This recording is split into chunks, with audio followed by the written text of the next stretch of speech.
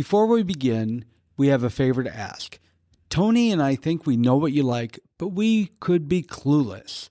Help us keep you entertained and informed by taking our brief listener survey. It's quick and helps us figure out what you're loving, what you'd like to hear more of, and how we can make the podcast even better. The link is in the show notes, and you can do it right now while you're listening to this episode. Charles, why do you have to bring him on here? There's always a place at the plant for a boy like that. But what are we going to do about him socially? That's easy. We can all leave town. Well, you people don't have to take him up socially. He just wants to work and get ahead, that's all. Oh, what'll I do? Somebody's got to help me. Did you promise to be a good boy? Not to waste your time on girls? I don't waste my time. Will she let you go out tonight? Will she let you go dancing? Come on. I'll take you dancing. Now, you're going to marry me tomorrow. Or I'll telephone the newspapers and tell them everything.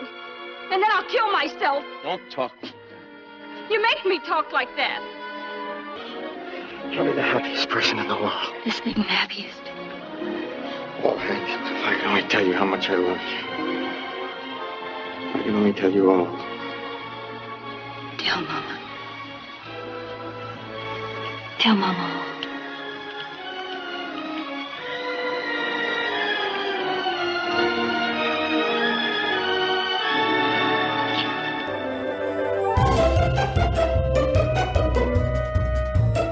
Hello, I'm film historian Tony Maeda. And I'm Brad Shreve, who's just a guy who likes movies. We discuss movies and television from Hollywood's golden age. We go behind the scenes and share our opinions, too. And of course, being the average guy, my opinions are the ones that matter. As does your self-delusion. Welcome to Going Hollywood. Brad, before we begin, I want to say, and I forgot to say it last week, how much I appreciated you replicating Lucy's voice for our episode on MAME. And I'm wondering if you're going to carry it through to this week's episode and try to imitate Elizabeth Taylor's.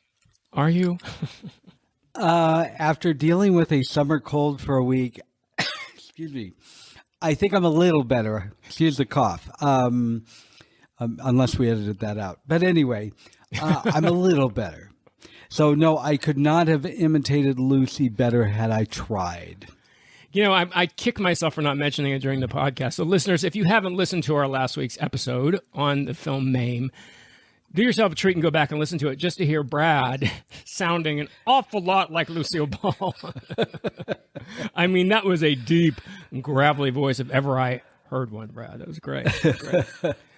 Well, I hope you don't try to imitate Liz's because, it's just a bit high. But that is going about saying that our film for today is a very special film for me. It's from Paramount in 1951, and it is called A Place in the Sun. And it was a listener recommendation from Caliph Brett from last year. And it's taken me a year to work up the courage to suggest it to Brad because it is indeed directed by Brad's favorite director, George Stevens. And we've had bad experiences with Mr. Stevens in the past. So I'm just girding my loins here. I hope it's not third. If it's third strike, we're out because I don't know. I don't want to put anything in your mind, Brad. But yes, I thought after that kind of contemplation, I thought, you know what? This is such an important film. We need to talk about it. So I'm just going to gird myself for Brad's opinion, which we'll get to, I'm sure, and talk about this film from 1951. Well, before we hit record, Tony said, well, I guess we're going to hear what you have to say. I can't imagine you have anything bad to say about this film. I have a few things to say, but it is a brilliant film. But I do have, I've been breaking the rule lately that I say I'm not going to compare a book to a movie. Mm-hmm. We are going to talk about making a movie from a novel, and it's not because of the changes to the story, but how I think a film needs to be adapted from a story. And there's where I have some challenges, which we will get into. So wait, are you telling me that you read An American Tragedy, by the book this is based on? I didn't read American Tragedy, though I do know Sister Carrie, and I've read some other Theodore Dreiser's novels. I am probably one of the only people I know that actually likes Theodore Dreiser because he was hugely popular in his day, but his novels are very long. This one was 250,000 words, which is about double what most people want. Usually a 250,000 word novel is going to be like something like Battlefield Earth or some kind of science fiction novel where there's tons of world building. Mm-hmm. And for today's audiences, his novels can be very slow and a lot of information. But that's because he goes very deep into characters. Yeah, and the book An American Tragedy by Theodore Dreiser, as Brad just said, was published in 1925. And it was based on a real incident, a real murder. It was a 1906 killing of Grace Brown by one Chester Gillette. And I was reading that and I went, okay, my mother's maiden name was Gillette. Okay. I'm actually distantly related to the actor who played Sherlock Holmes, William Gillette. I mean, like, way, because I found him on our family tree. Now I got to go look for Chester. Because I'm thinking, all right, if it's not that common a name, and this did happen, I believe it happened in the Northeast. So I'm like, oh, God, am I related to this dude? It'd be very, very distant, I'm sure. Hey, we all have somebody in our past. Well, more than one. So this case, this sensational case, inspired the novel, and then it inspired a play called An American Tragedy in 1926, and then a film was made. Did you know this, Brad? There was a film made in 1931, a pre-code film called An American Tragedy that was made by Paramount, and it was a big disappointment. And that's something we'll talk about when we talk about the development of this film and why Stevens was drawn to it. But were you aware that there was a previous version, kind of like Maltese Falcon? There was previous versions of this, and people were like, don't do it, it doesn't work. I know there was a previous version, and in finding that out, I also learned there was a movie made of Sister Carrie, the novel that I'm more familiar with, and I am desperate to read this novel, and I'd be very interested to see the other film because it is pre-code. Yeah, there were a couple different directors on that one. Von Sternberg ended up directing it ultimately. Got a lot of criticism. Dreiser disowned it. Did not like it. He basically took out all of the social issues from the Dreiser book and made it a potboiler. Those were the criticisms of the time. You cannot take social issues from a Dreiser story. It is exactly right. It's that's what he does. And yes, it's called An American Tragedy. I mean, there's so much in that title that lets you know this is an American story. This couldn't happen anywhere else but America for a few different reasons. So I guess my point was that just like when we talked about the Maltese Falcon, previous versions were not hits, but there came along a director who said, I know how to do this. And this was a real passion project for George Stevens to make this film. This was the film he made after another one of Brad's favorite films, I Remember Mama. This was his follow-up to I Remember Mama. But what's most important, and this is all I'm going to say because I've talked about Stevens several times on this podcast, after World War II and his involvement with his film corps in World War II and witnessing the horrors at Dachau, they were the first unit inside Dachau once it had been liberated. They also filmed D-Day. He filmed the only color footage we know to exist of World War II. After seeing those horrors, he never went back to comedy. He was a very, very well-respected comedy director. Never made a comedy again after that. The rest of his films in his canon are all dramas. From this to Giant to The Diary of Anne Frank, on and on and on. So just interesting little side thing about George Stevens. Well, back to this novel, I will say one thing I'm really, not to the novel, this film, one thing I'm really impressed is, considering it's not pre-code, is how much they did stay true to Dreiser's themes that he typically writes in his novels. He's very critical of the American dream. very critical of class in society. He's very critical of the way society treats women, that they're supposed to be sexual, but then they're punished for being sexual, still going on, as we know.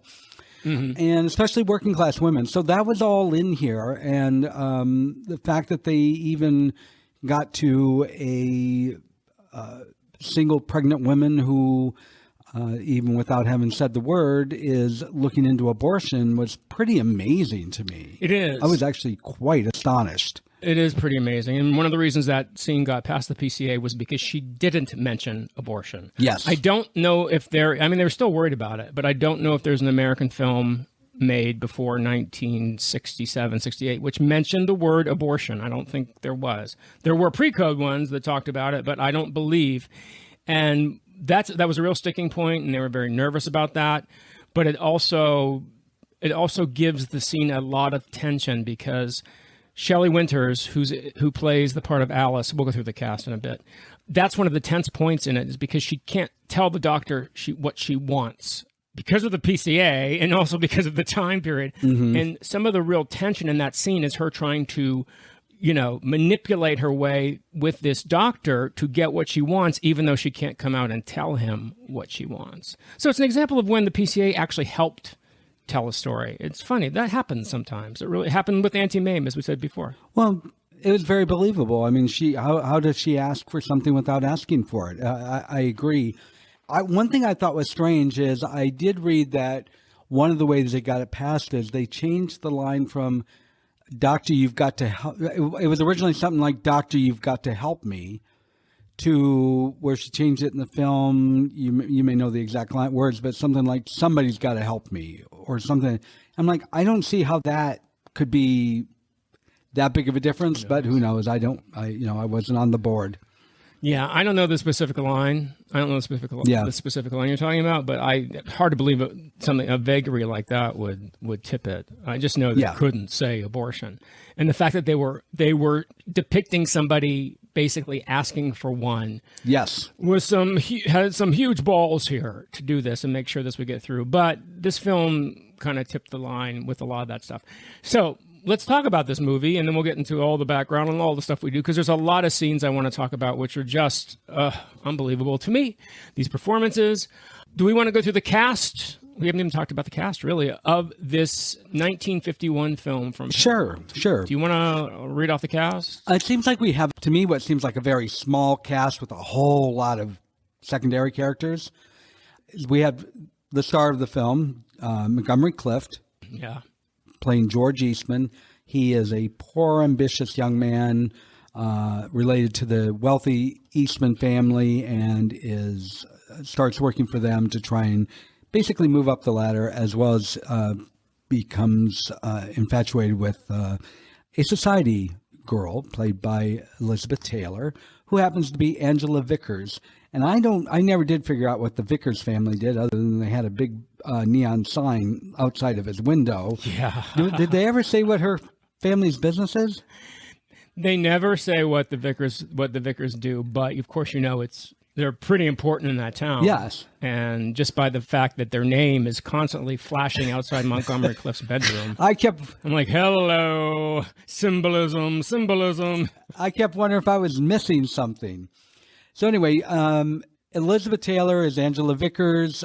She's beautiful, wealthy, young socialite. She falls in love with George, but doesn't know that he has this relationship with another young lady I'm about to get to. And I didn't find Elizabeth all that interesting in this film. We'll get to that, and it's not Elizabeth's fault. Okay. No. It's not Elizabeth's fault. Then we have Shelley Winters, who was wonderful, and I have to admit, it was halfway through the film before I realized it was Shelley Winters. Oh, really? That's interesting. I'm like, this woman is driving me crazy. Who is that? And then I realized it was Shelley Winters. There was a close-up of her face, and I'm like, oh my God, it's Shelley Winters. Shelley is very awkward, like Alice Tripp is very awkward like George. She's a lonely factory worker, and she begins a secret relationship with George. As we said, she becomes pregnant, wants him to marry her. It's frightened, desperate. It's very sad. She plays it very well. My heart bled for this woman, and it was very sad when she died. She wasn't murdered, but she was murdered. We'll talk about that a little bit further. Do you know who Shelley Winters? We'll get to that. You know, these last few times I watched it, do you know who Shelley Winters reminds me of in this film? It's so silly, but watch it again and you'll see it totally. She reminds me of Penny Marshall in Laverne and Shirley. I mean, she is Laverne. The way she holds herself, the way she whines, the way she dresses. Laverne is obviously a comical version of this part, but she also works in a factory. It's so funny. I was like, I wonder if Penny Marshall did that, or that's just who Penny Marshall was. But anyway, I thought, Shelley Winters, her first time playing this type of role, by the way, and she continued for the rest of her career to play roles of women, females that you either wanted to kill or that got killed or died in some way because they were just so freaking annoying. But that's what we're going to say right now about that. Go on. Then we had Herbert Hayes, who played Charles Eastman. This is George's wealthy uncle. George goes into town and goes to his uncle and gets a job as a mailroom clerk to get started with the company. And in the film, we see him at least move up once. I think that's all we saw. Then we had Catherine Givney, who played Louisa Eastman, George's wife. Not George's wife. We had... No. Not George's wife. Oh, no. I'm sorry. Not George's wife. Charles's wife. George's aunt. Yeah. Yes. Sorry. Then we had Keith Brazel. He played Earl Eastman. Very, I felt like his role probably is more fleshed out in the novel. George is Wealthy's cousin. We have George's mother, who is played by Anne Revere. And she is a deeply religious woman who comes from almost a cultish background, which, again, one of my issues with the film is because you have the limitations of a film. I would have liked to know more about her. She's a missionary. Which is one of the reasons. Basically. She's a missionary. Yeah. And I don't know if you know, this film was her final film for about 20 years. She was blacklisted. So she was, yes, she was. And she was out of films for a very, very long time. And then we have Raymond Burr, a very quick role, but important role. He was the district attorney who prosecutes George for murdering Shelley Winters' character. And Alice, yes. Thank you. Alice. I could not for the life of me think of her name. Yes. Am I missing? There's so many other cast members. Am I missing anybody that really should stand out? No, I think you got the Fred Clark is the attorney. Fred Clark, who was Mr. Babcock in the original Anti-Mame. That's about it. Those are the main players. But you know, the first 3-4 are the most important. Obviously, Shelley Winters, Elizabeth Taylor, and of course, ultimately, Mr. Montgomery Clift as George Eastman. And I cannot look at Fred Clark without thinking of him with B. Bernadette on the George Burns and Gracie Allen show. I loved him as one of the 3 or 4 Harrys they had on that series. Yeah. See, I can't look at him without thinking of, that's enough candy, dear. Yeah. Oh, not you, Mr. Babcock. You can have all you want. Oh. And he takes it and he smiles. Anyway. So this film was produced and directed by George Stevens. Pause for Brad. I didn't groan, did I? You didn't groan. Cinematography was by William Mellor. The screenplay was by Michael Wilson and Harry Brown, again, based on the book An American Tragedy by Theodore Dreiser. 2 more very important things. The score by Franz Waxman, which is one of the most beautiful scores, I think, certainly of the 1950s. Yes. It's a gorgeous, gorgeous score. And most importantly, we've got to mention her. First of all, because Michael would kill me if I didn't. Costumes by Edith Head.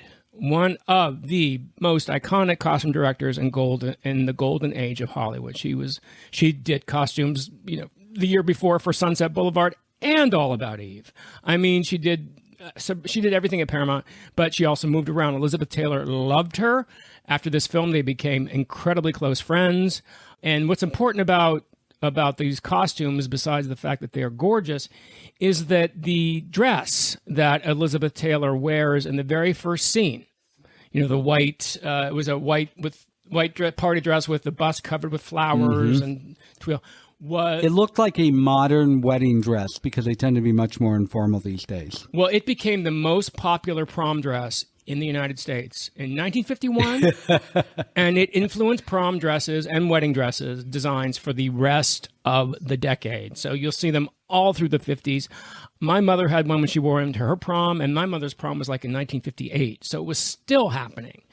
But all the costumes, everything that Head does for Elizabeth Taylor in this film, and also for Montgomery Clift, and also for Shelley Winters, incredible stuff. So we had to mention Edith Head. So this film, we want to go through a little bit of the plot about it, but I just want to say it did win 6 Academy Awards in 1951. Yes. And we'll go through them at the end when we're talking about the legacy of this film.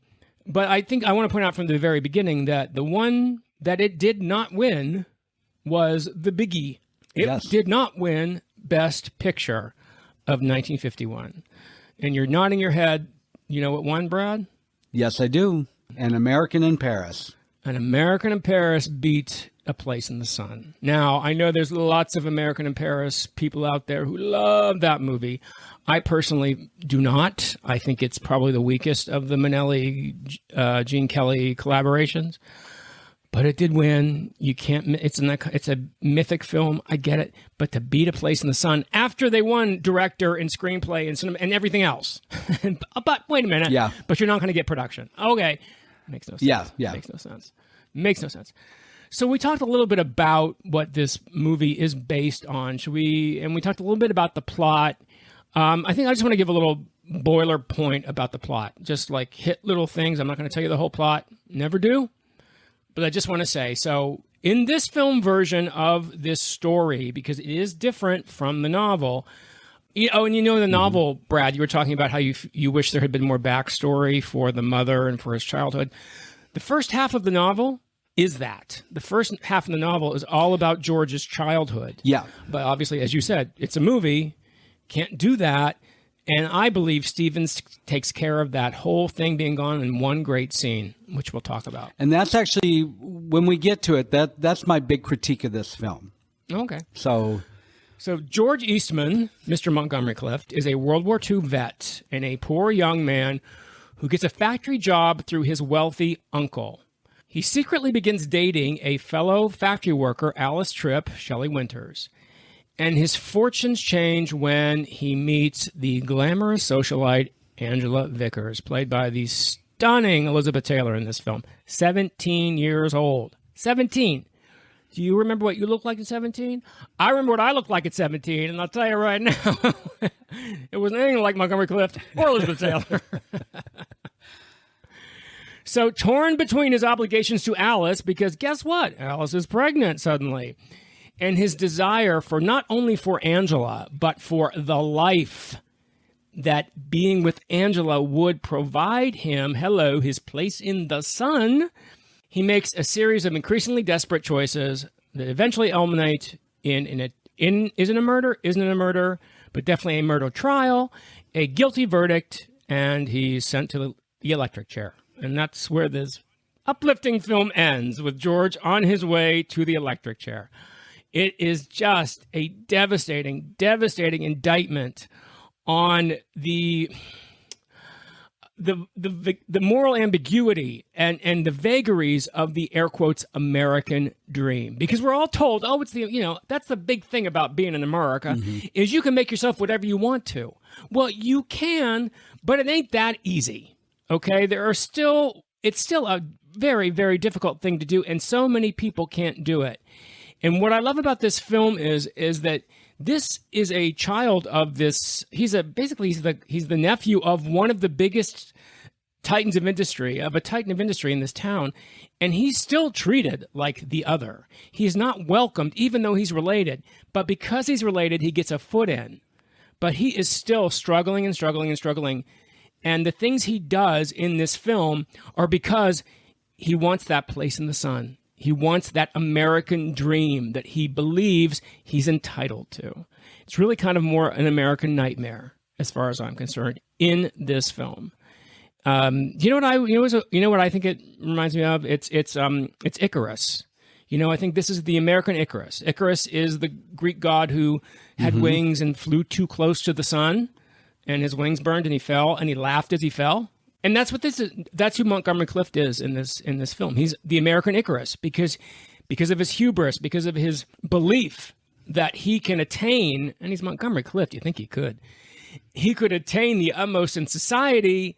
That hubris eventually led to his downfall and his ultimate destruction, just like Icarus. I think that's a good analogy. Yes, indeed. It is. It's I wonder why they changed it from an American tragedy to A Place in the Sun. Is it because it just because the first one was a bomb. To separate itself. Okay, that makes sense. To separate itself, yeah. They came up. They had a few different working titles when they began. One of which was Stephen wanted to call it The Prize, because that's who Elizabeth Taylor is in this film. She is the prize in every sense of the word. There was also, has there ever been? This is my feeling about it.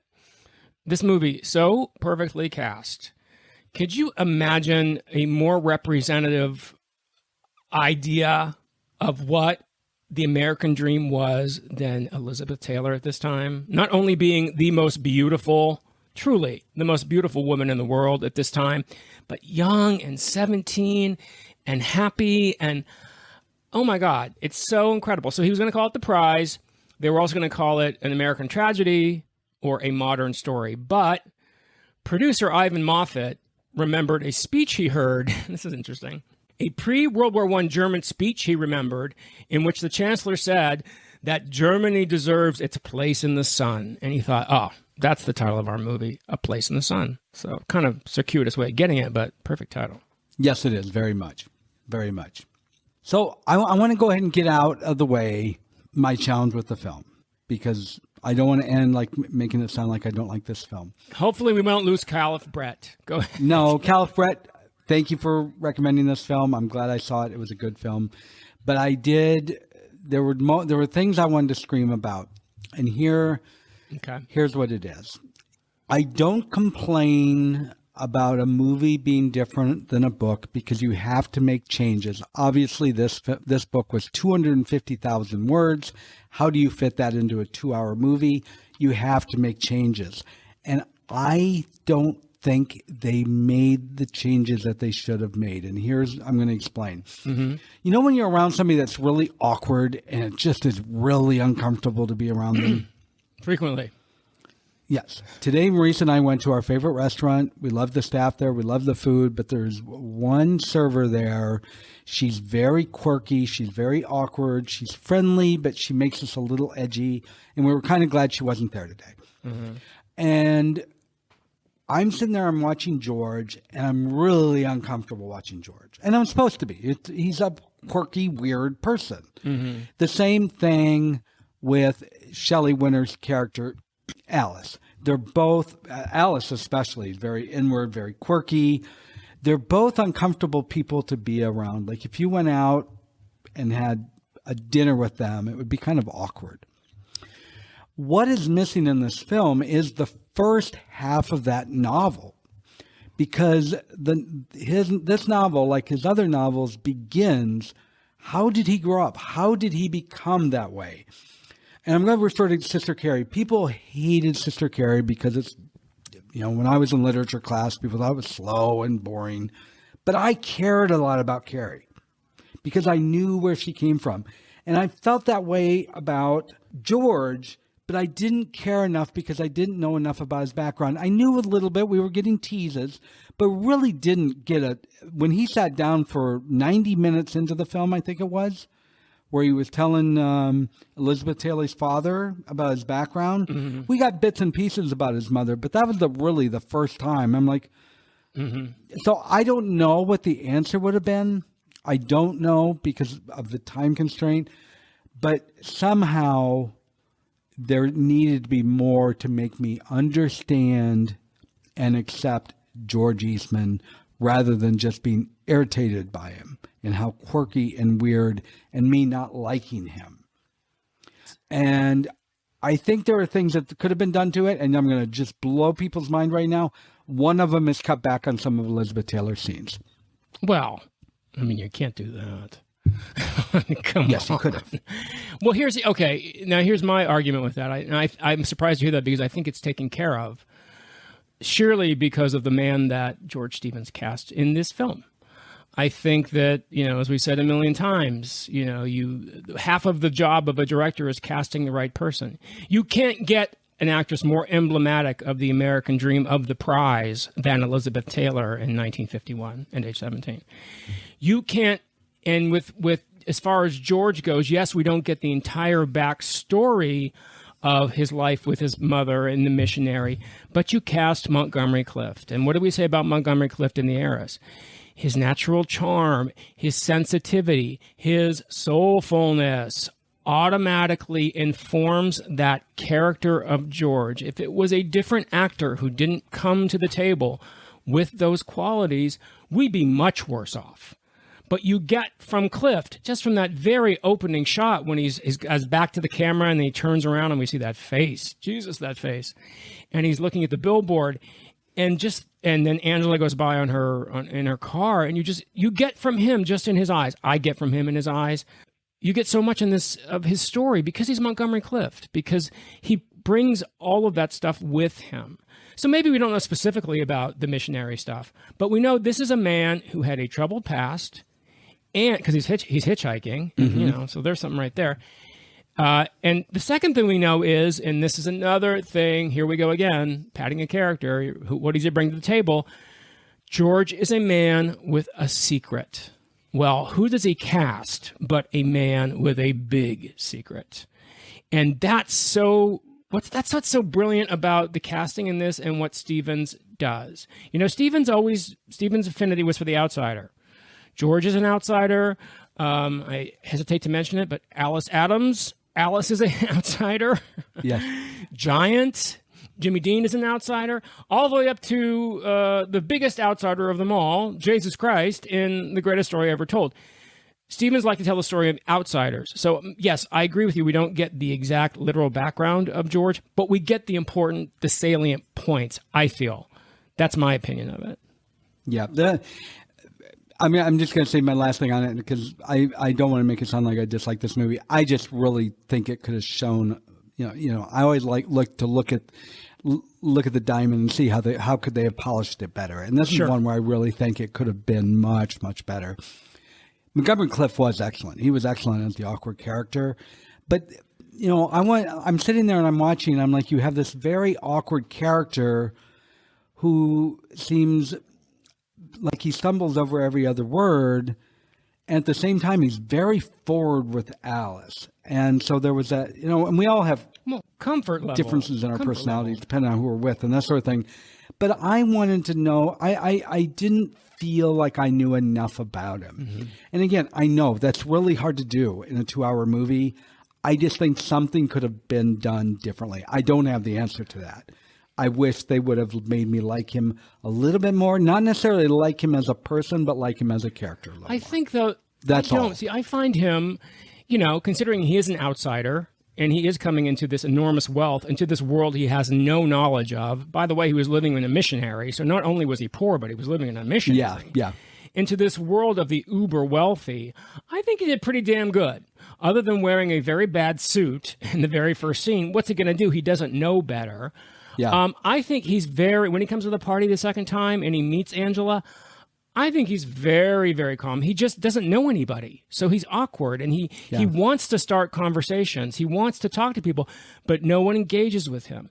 He doesn't become awkward and distant until he finds out Alice is pregnant. And then he really does have something on his mind.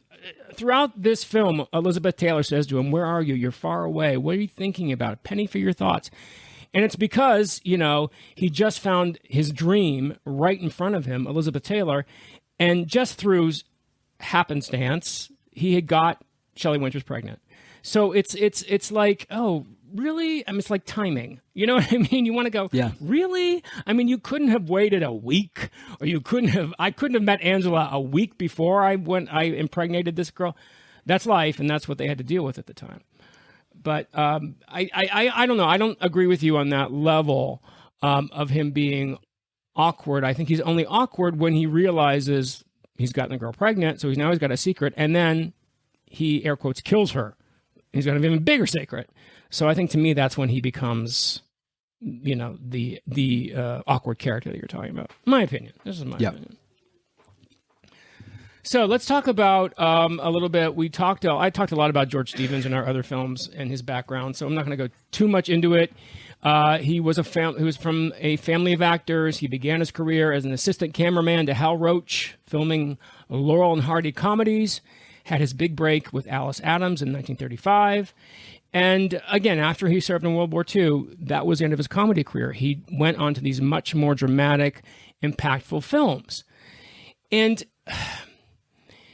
what I think is amazing about what Stevens does in this film, and I said this before when we talked about other Stevens films, is, Stevens is very famous for his close-ups. This film in particular has the most famous close-ups, I think, and I'll go to the mat on this, the most famous close-ups in film history. They are extreme. And what Stevens does, though, is he balances those with totally wide shots where the camera does not move at all. You see the entire scene and the camera doesn't move. And then he'll do the close-ups. Like we've earned those close-ups. Mm-hmm. I'm thinking about the scene where Alice tells George that she's pregnant. Remember, she makes his birthday cake for him, and it just happens to be the same night he meets Angela. Yes. at the Eastman's house, so he's late. Yep. That entire scene, from the moment she tells him that she's pregnant, is shot from behind both of them, and we don't see their face at all.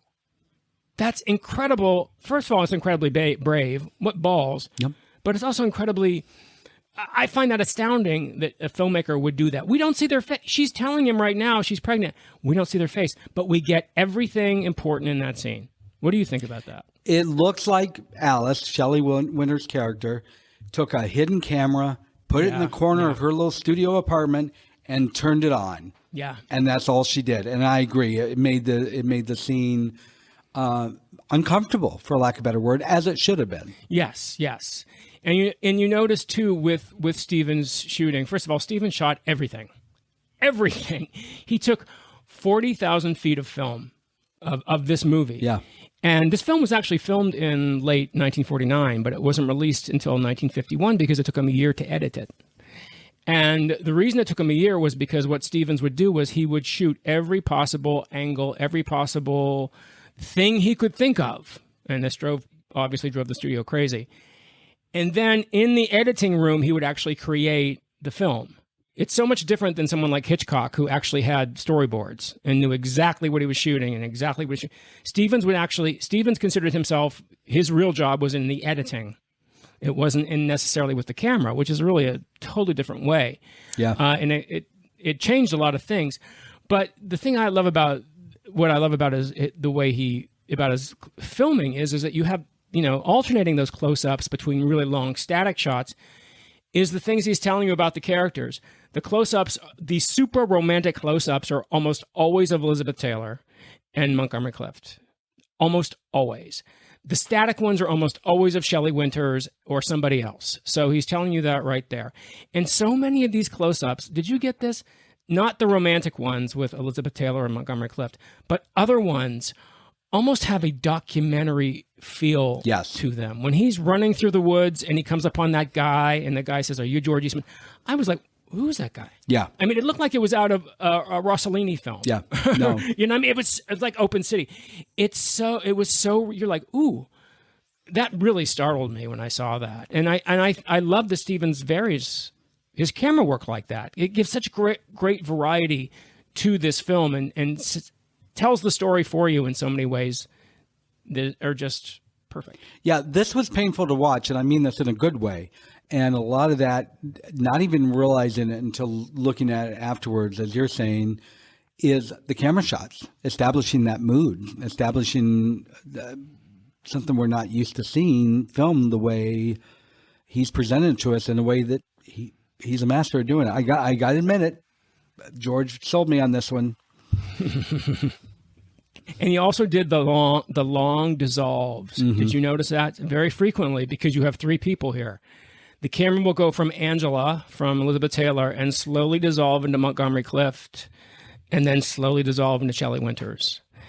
It's so amazing because he's telling you about this triangle of these people. You know, they're all in each other's lives, even if they don't know it. So he does these long dissolves as they're affecting each other. And there's this one amazing dissolve where George and Angela are at her Lake Tahoe house, and they're having a great time. And they're at the Lake Loon, where, you know, Angela's lake. Yeah.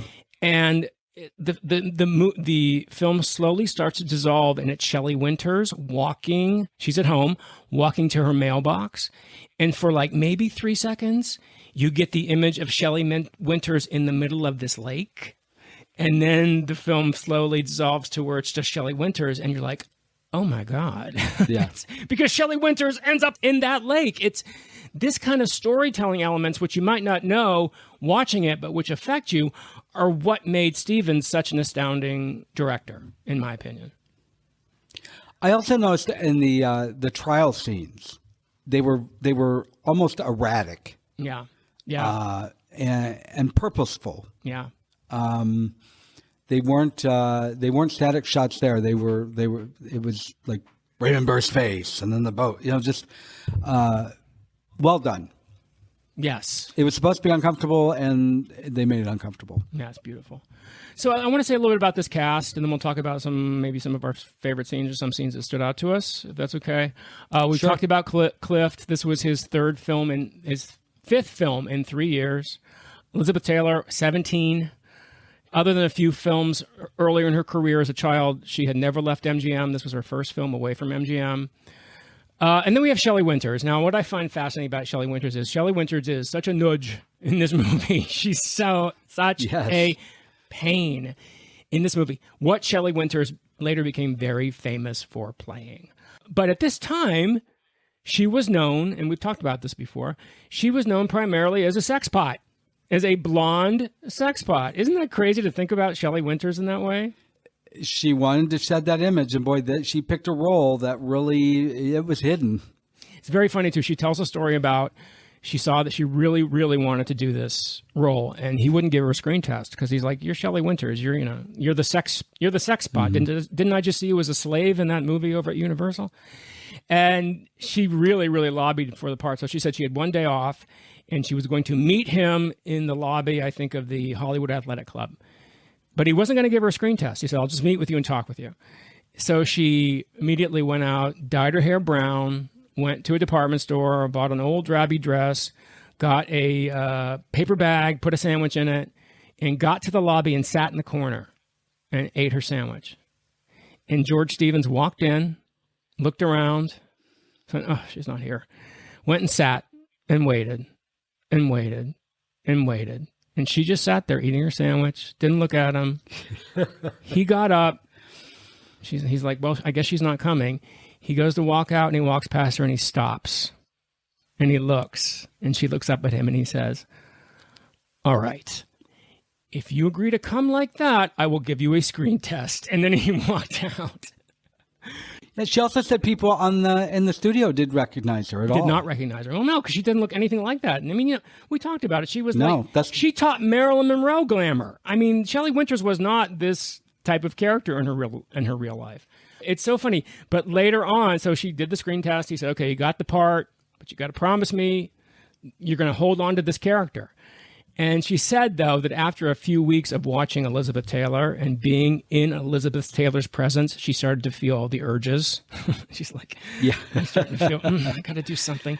She said, and Elizabeth Taylor talked I got to compete with this woman. She's like, I can't, I'm getting an itch here. I got to do something. So she got some of Elizabeth Taylor's eye makeup, some of her, for her eyelashes to extend them a little bit. And George Stevens said, Shelley, what did we say? Because he knew it immediately. And she's like, okay, I won't do it. But, she couldn't help herself. She was human, and she was next to Elizabeth Taylor. But these three are so good together, even though Liz and Shelley just go through Montgomery Clift. They never meet each other. Nope. But that relationship between the three of them is just the heart and the soul of this film. You are making me nostalgic for something I didn't realize I missed, and that is Shelley Winters telling her stories on talk shows. She loved her storytelling. So funny. So funny.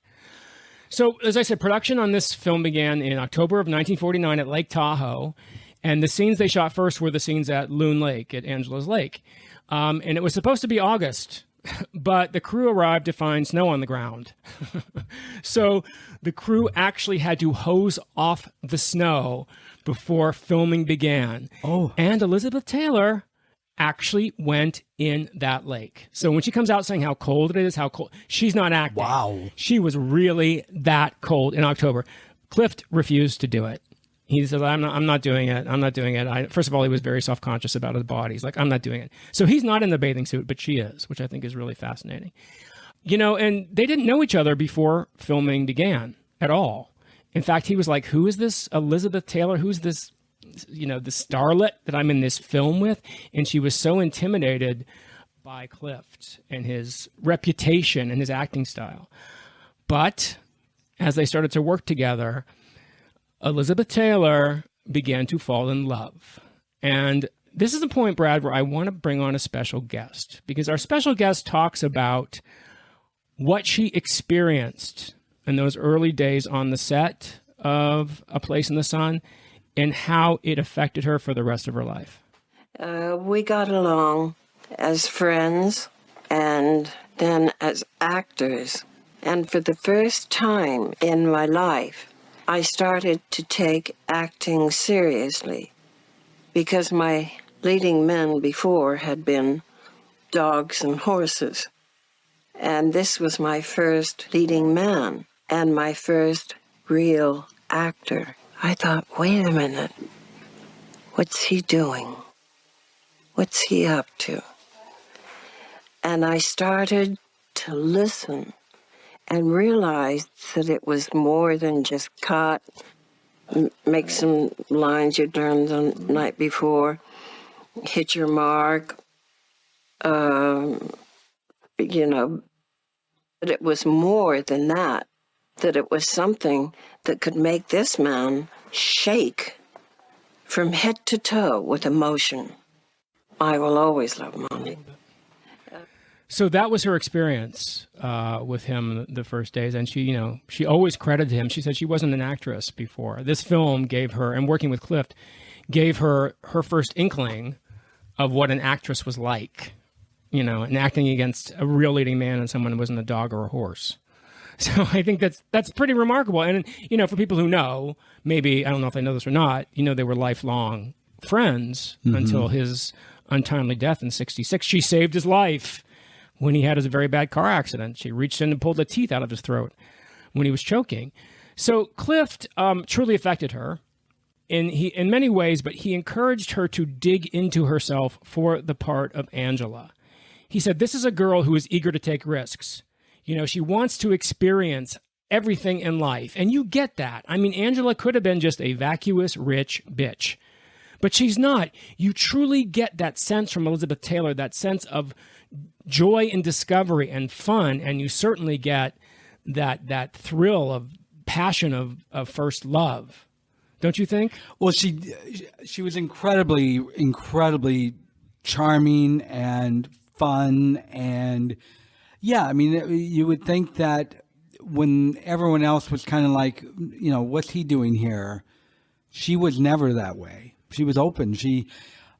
I wish she either had a bigger role or a smaller role. I said that I would have liked her to have a smaller role because of the way the film was made. But I would like to have seen more of her at the same time. I don't know if that makes sense. The first moment they see each other, I always think is so amazing. And I also think it's very interesting that she has met him on one other occasion, but she didn't remember it. And she only remembers meeting him when he's kind of dressed the way he's supposed to be dressed at their house. Because the first time she meets him, or she sees him, he's in that horrible suit the very first time he gets into town. Yeah. And then when he's at the party and he's in that beautiful black, it's not even a tux, but it's still a beautiful black suit, and he's playing pool. And she sees him, and she literally goes, wow. And then she looks at him. I'm just saying wow because of his pool playing, but then she looks at him, and her face says, wow. And that's when she really sees him. And from then on, she is so delightfully charming and warm with him, and she's so sweet. How could you not love this character? And this is the influence Clift had on her acting and her development of this character. And needless to say, she did absolutely fall in love with him. And she admitted freely that in her mind, she wanted him to be the first man she ever had sex with. She even invited him into her dressing room while she was taking a bath so they could, air quotes, go over lines. And she said, to her amazement, he went over lines. That's all he did. Yeah. And she, so hello, we all know about Montgomery Clift. We know that he was gay or at least bisexual, but that kind of thing. She said he was the first man who ignored her body and actually cherished the person inside. So that made her fall in love with him even more. So that works so well in this relationship with George and Angela, because that's what her character's feeling. He's holding back. There's some kind of weird secret with George. He's not giving her all she wants. And that makes her love him even more. That kind of enigmatic mystery of this character. And that's Clift. And that's Taylor. That's why that's why they work so well together in this film. I'll tell you where I was most impressed with her was when he was talking to her father and was telling his background, his difficult background, being a kid on the streets and that kind of thing. And the way she played it, that it didn't matter to her, but it wasn't played like that. It certainly endeared her father to him that George was so upfront.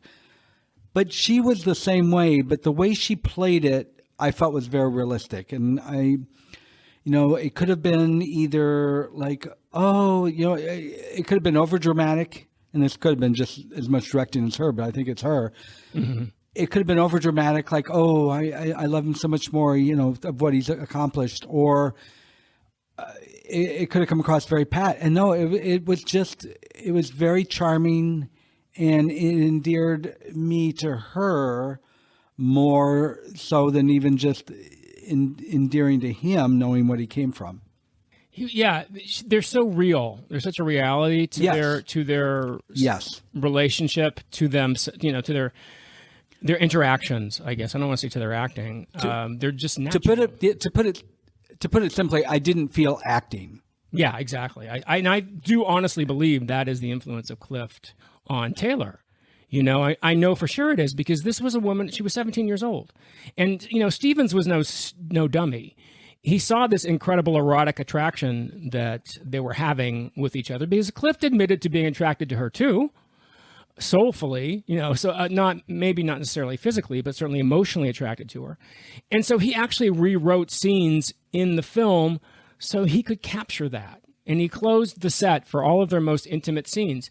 And of course, the most famous one is when they talk about when they admit they love each other, because this is only their second date. She goes and picks him up and brings him back to the house, and they're dancing. And he already knows that Shelley Winters is pregnant. So he's very distracted being there. Mm-hmm. And she, Elizabeth Taylor, Angela, is asking him, "What is it, George? What's on your mind?" And he says he loves her. And then she confesses that she loves him. But before she does, there's an incredible scene where she starts to tell him, and then she breaks up and she looks and goes, "Are they watching us?" And she looks right at the camera. Did you notice that? Yes. And then they run off. Stevens told her, "Look right at the camera, because we want the audience to feel like we're voyeurs, like we're intruding. This is such a private moment between you two," which is an incredible thing when she looks right at the camera and she runs. And then they have the scene out on the porch where she confesses she loves him. And then you have the most soulful, erotically charged kiss I think I've ever seen on screen. And you don't even see the kiss. You don't even see it. Isn't it amazing? Because it's shot from behind. What do you think of that? I think it tells George Stevens has redeemed himself. Now, he doesn't have to do it for me, but in my eyes, he has. For the physical act of two people's lips locking, okay, we've all seen that. Mm-hmm. That's not what the scene's about. No. The scene is about the passion in Elizabeth Taylor's eyes that she was really experiencing. And somebody said, she was really feeling this because she was not a method actress, and she wasn't old enough that she could have developed this in her craft, where she could create a passion out of nothing. So she was really feeling this passion. And Stevens is right there with his camera. And he also doesn't show us the kiss because it's not about the physical act of lips locking. It's about this soulful connection these two feel. That's what you feel between them. They never have sex in this movie, and yet they're ready to die for each other. It's that connection. It's that soulful connection, which I think, through those close-ups and through the fact that he had an actress and an actor who were really feeling those emotions, it's so powerful. It just jumps off the screen. It kind of goes back to what we were talking about last week when we were talking about in Anti-Mame, they talked about the kids' school. Right. And in the Mame version, they showed the school, and it was much better when we pictured it in our own mind. And they do this in horror movies a lot. Now, a lot of time in horror movies, it's because they don't have the budget, but a lot of times it's on purpose. And that is when you don't see the monster. And sometimes that's much more terrifying than when you see the monster. Oh, yeah. And I remember Lana Turner, I think she was, bring up Johnny Carson again. I think she was on Johnny Carson, and she was being asked about the updated version of A Postman Always Rings Twice. Mm-hmm. And she's saying that she thought it was much sexier back in the days when you faded to black. Yeah. And that's what we're talking about here. Let the mind do its job, because sometimes the visual is distracting. Yeah, exactly. Well, people would... And that's what he did here. People would frequently laugh in kisses at this time because you really couldn't show anybody making any other kind of love, making any other kind of sexual act. Kissing was what you could do. And too frequently, the kisses would become overly passionate and audiences would actually laugh. So what Stevens does here is he gives us this incredible passion without even showing us the kiss.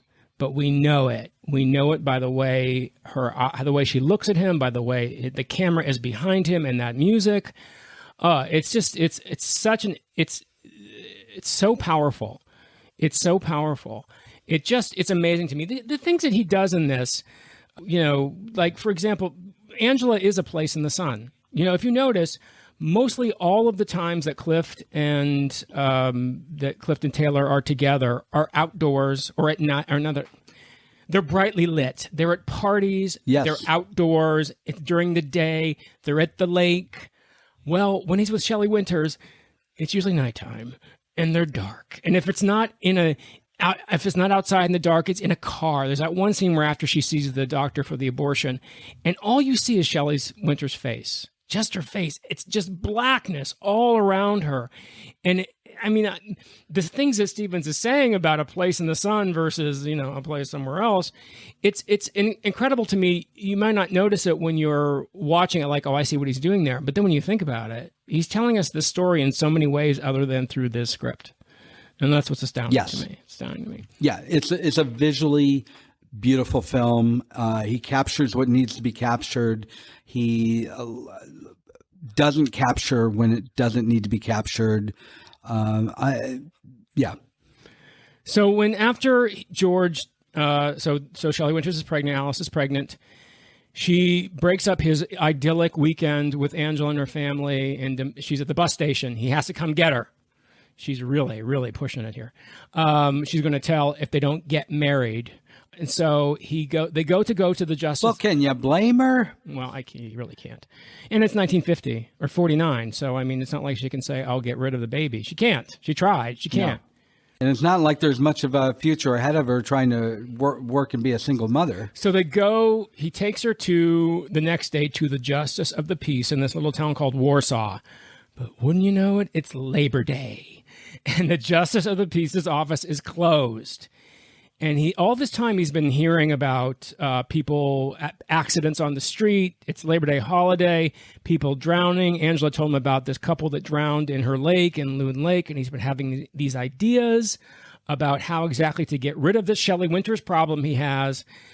As they're walking down the hall of the courthouse, they stop. And he says to her, let's just take advantage of this. Let's go have a picnic. Let's enjoy the day.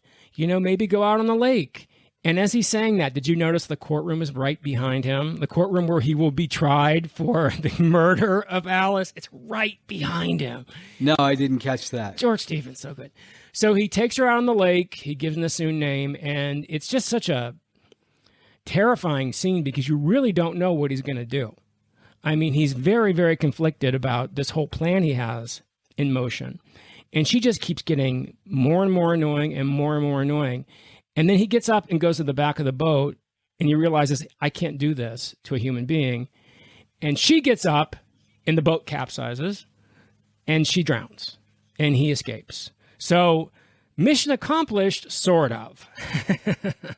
Yeah. He didn't, air quotes, murder her as he had planned to, but he also didn't try to save her. And, you know, he eventually gets caught.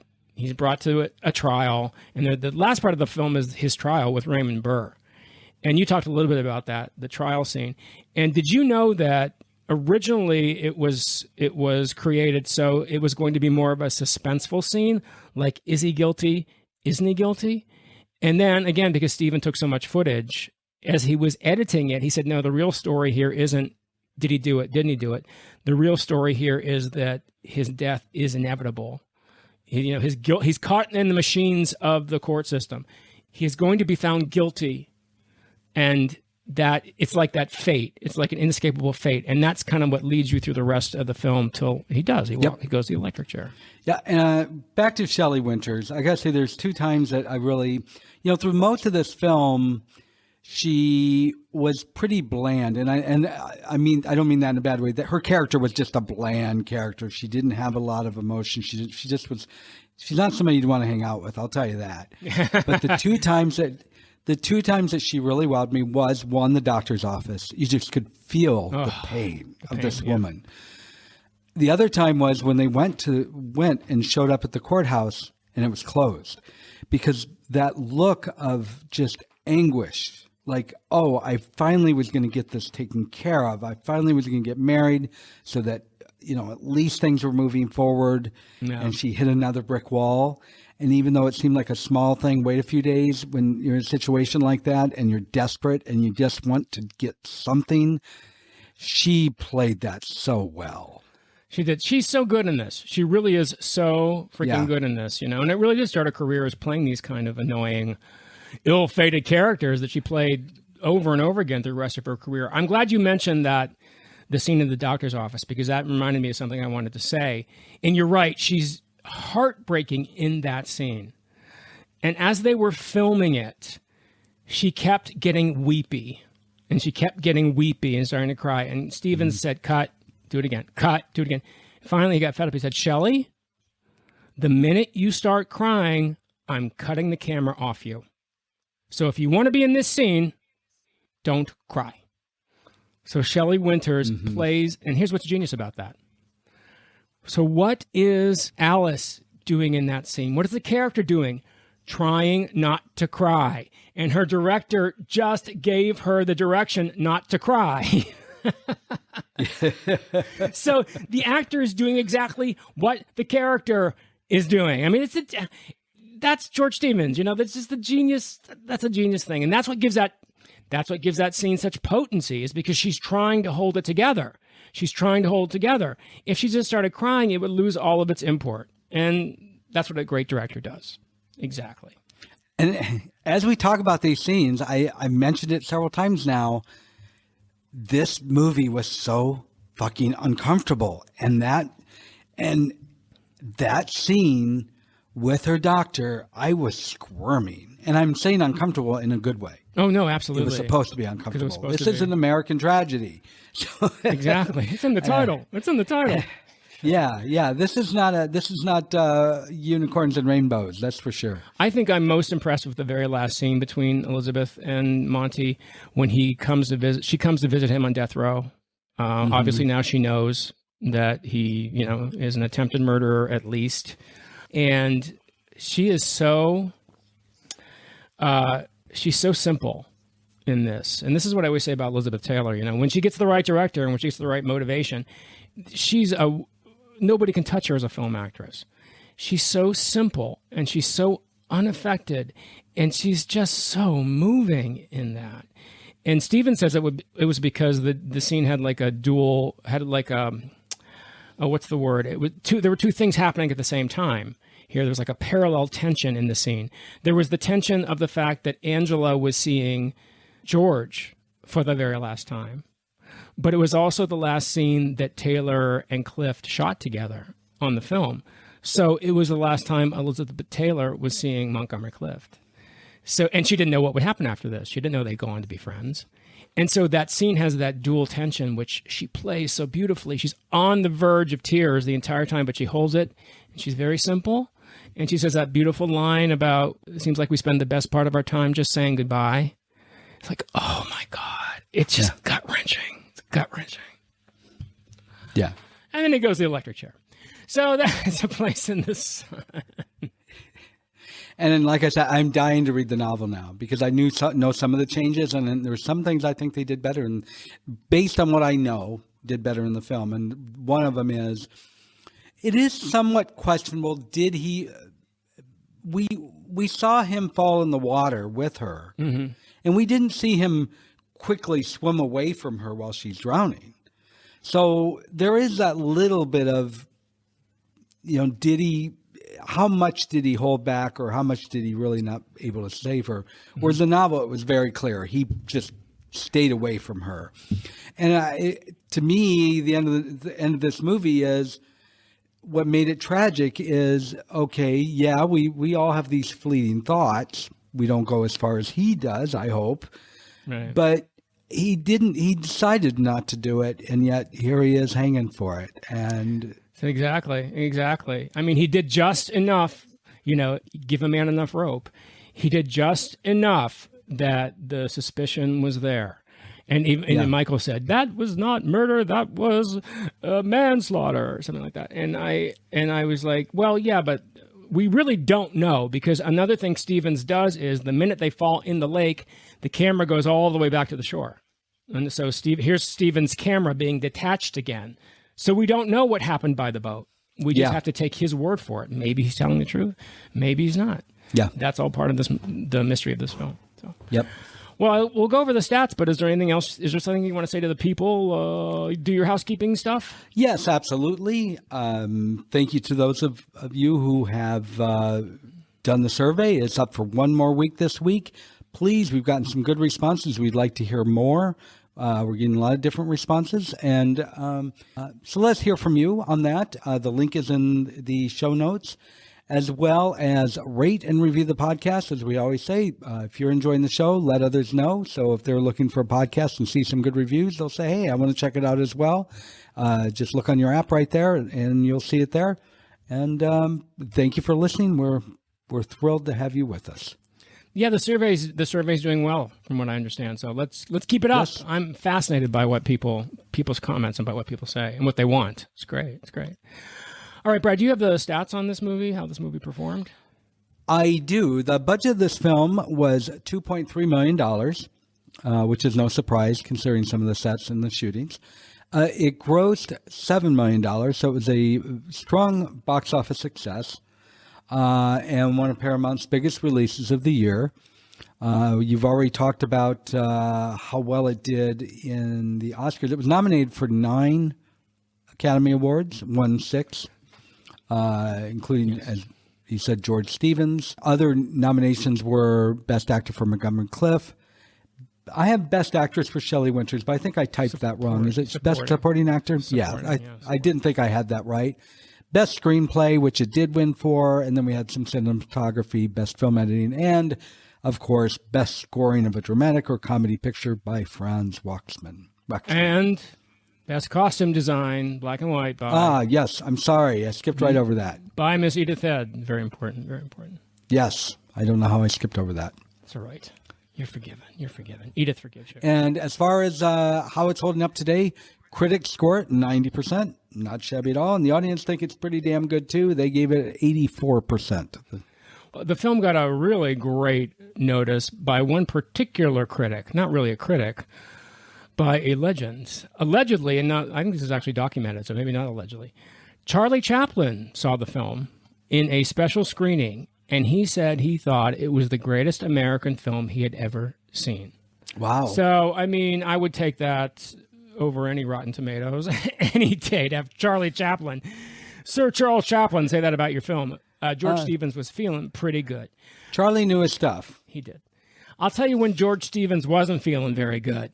And this was in October of 1965. Yeah, I heard about this. When he brought a $2 million lawsuit against Paramount, NBC Television Network, and unnamed advertising agencies to prevent the broadcast of A Place in the Sun on television because he did not want it chopped up with commercials.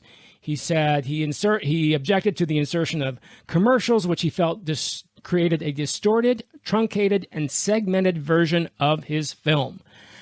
And he lost. Yep. That's why you're in the middle of the most dramatic scene of A Place in the Sun. Shelley Winters falls off the side of the boat. Cut to Jim never has a second cup of coffee at home. Oh, well, what are you going to do? What are you going to do? And I'm glad you brought that up because I saw just a little note on that, and I didn't have time to research it to see if it was accurate.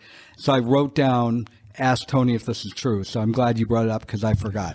Art versus commerce. Art versus commerce. Story of Hollywood. So. Yep. Well, Brad, this was a lot of fun. Thank you for talking about it with me. I'm really glad. I think we cured you of your George Stevens phobia. I hope so, at least. Yes, this is great. There's one other thing that I wish they had done. I wish they'd left it in the 1920s, but that's not. Do you really? That's just a personal preference. I don't think it made it worse. I like. I just love the whole post-war consumerism attitude of it. So. Well, then I guess, thank you, Caliph Brett, for suggesting this. Yes, thank you. Sorry it took us so long to get to it, but I think it was worth the wait. At least I hope it was. Thank you, everybody. Don't forget that survey. Don't forget our Spotify playlist. This is a gorgeous score, and there will be some songs from it on our playlist. So, Brad, unless you have anything else to say, I only have one more thing left to say. But, it seems like we always spend the best part of our time just saying goodbye. So I don't want to say goodbye. Let's say au revoir. No, let's say goodbye. Can you imagine if she said that to him in that jail cell? Au revoir, Charles. Goodbye, everybody. Good luck on the electric chair.